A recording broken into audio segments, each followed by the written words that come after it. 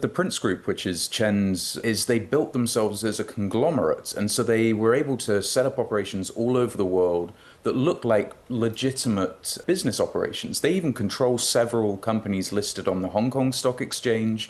They were trying to list an airline on the Nasdaq Stock Exchange in America. Prosecutors have seized $15 billion worth of Bitcoin from him in recent days, which is it's the largest seizure from a criminal organization ever to take place. Is equivalent to a third of Cambodia's gross domestic product. He's spent the last 15 plus years in Cambodia, where he's built an immense network of political connections that really runs all the way up to the Prime Minister's office. He's a personal advisor to the current Prime Minister, and he was a personal advisor to the previous Prime Minister, both of which were father and son.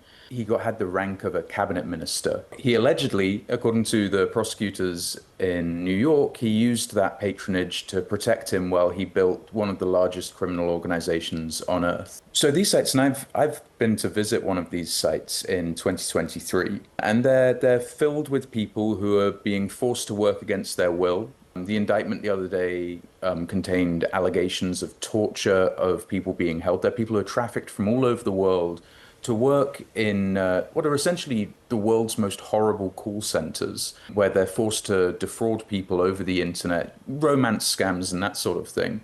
And if they don't meet their quotas and their targets, or if they cause trouble, they can be beaten within an inch of their lives, limited just to the Prince Group. The UN estimates that hundreds of thousands of people are held in these sorts of conditions all around Southeast Asia. And the estimated financial damage from the frauds that they're forced to undertake is in the tens of billions of dollars. If the Cambodian government had wanted to take action against Chen and the Prince Group, it had ample opportunity, and it had, which is that the Prince Group was paying quite considerable sums to government officials for protection, being sanctioned now, totally reduced ability to operate in kind of international commerce. I guess there is a question of how long Prince will remain useful to its patrons in Cambodia about doing this, and there's been no indication of that. So this could drag on a really long time, I think.